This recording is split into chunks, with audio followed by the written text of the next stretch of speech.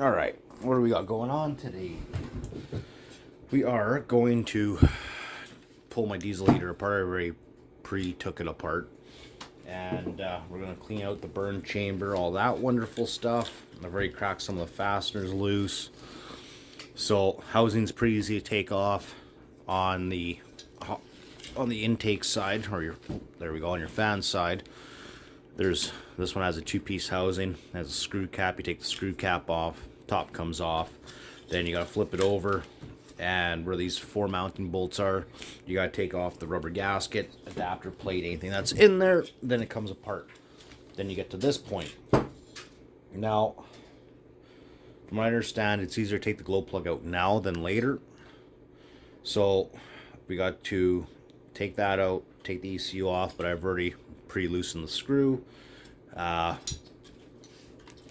Your doesn't measure the burn chamber per se, it measures the housing temperature, so we gotta take that off. Just a little clip on hooks. Boom, it's off. And there's 4 Allen keys here. 2 there, 2 on top. Once we get that off, there's going to be 3 more on the inside. I got new gaskets, new glow plug, new screen, and I'll clean out the burn chamber. And yeah, so we'll get this off, and we will see how all this comes off. Should be pretty easy next. Be right back. Just working on this part here, and I ordered all my stuff off Amazon, the new glow plug screen, and this is a socket it comes with. Looks like it's actually pretty decent for something for cheap stuff. I think it's around 25-30 bucks for the set of gaskets, glow plug, the screen, and comes with, like I say, comes with that socket. Let's see if this will fit. I don't have all my tools here because I'm upstairs at the current moment. There we go, that's not even tight. That's gonna fight. Give me a sec here while I'm working on getting that out. I bought this last year. It has probably well over 2,000 to 3,000 hours on it. It's been good, but this year I decided to try waste motor oil and diesel. Do not mix it 50-50. That's where my mistake was. That does not look too bad at all. It looks pretty standard from all the other things I've seen. I suspect that screen is going to be pretty plugged up. I could probably get the screen out the other way, but I'm just kind of, yeah, I might have to. I've been having issues with it firing up. I might need a pick. Yeah, I don't have my needle nose here with me.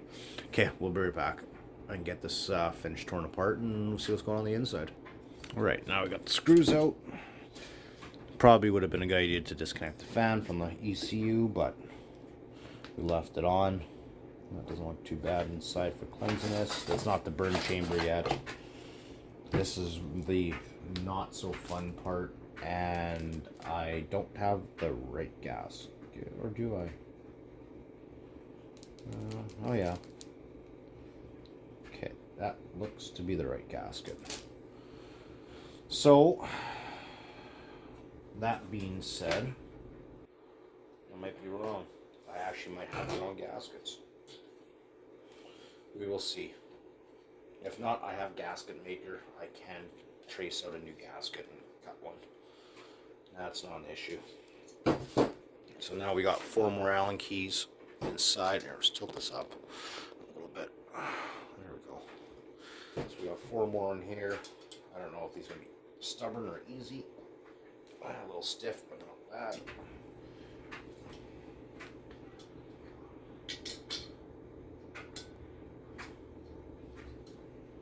Okay, give me a sec so then I'll get these out. Alright, we just got the last screw out. Let's see how bad this is. I expect it's going to be bad after running that 50-50 oil mix for a little bit. Oh yeah, she's dirty. So, I've been having issues with trying to get the start up, and I don't know if it's going to show up on camera. Give me a sec to see if I can turn the light on. Look at all that build up in there. That would explain why I was having such a hard time with it trying to start up. Burn chamber is dirty as expected to be. Fortunately, this doesn't come apart any further than this. So I wish this end cap came off. We'll be back. All right. So it's not washed. I just scraped the snot out of it with a wire brush and all that. That's looking a lot better. This is looking substantially better. All those little fins in the back side there are all cleaned up. No obstructions anymore in there. So now I gotta do some figuring out here about gaskets. So I'll be back. Alright, so ended up cutting the gasket. I ordered some, but they won't be here for like a month and a half, so we'll see how this goes. Cross my fingers, so hopefully it works. I still gotta clean off the fan blades a little bit and whatnot. Like I said, I just wire brushed it as much as I can, took a pick, got it right down as far as I can get in there. So let's get her back together and see how this goes.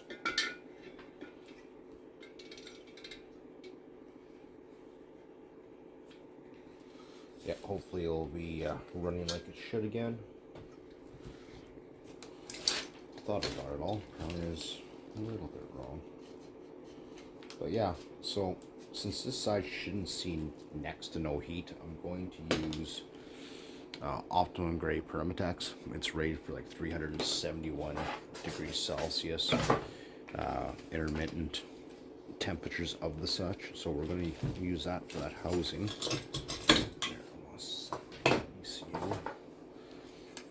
Got a little bit of gasket material left here to clean off. That's when I clean those fins off really quick as well, so we'll be right back. Alright, so we got the Permatex laid out.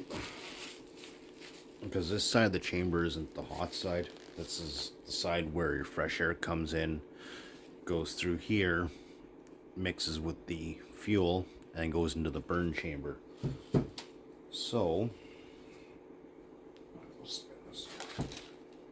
this should be perfectly safe.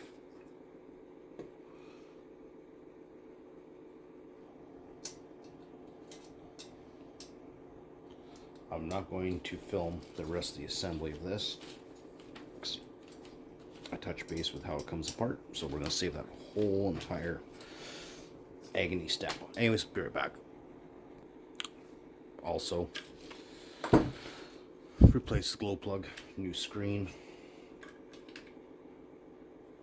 and because I already have it apart, it came with the gaskets, but unfortunately I could not use the gaskets. Is what it is. But new glow plug. Let's see, just because I was running all that motor oil, I just want to make sure we are off to a fresh start. I've heard a lot of guys having issues with taking these things apart and them not working properly after, so let's cross my fingers and hope it works. We'll be right back. Alright, let's see what happens. I had to hook the fuel line up, so I lost a minute there. These things usually take, I think it's like a minute on the glow plug, and then a couple more minutes as it's pumping fuel. Got the glow plug like instantly, awesome. So what I will do, I'm going to time lapse this next bit. Okay, I was going to time lapse it, then I realized lost some fuel from earlier, so just got to reprime this line really quick, which is only going to take a minute. I'm watching the air get pushed up the line as we speak here.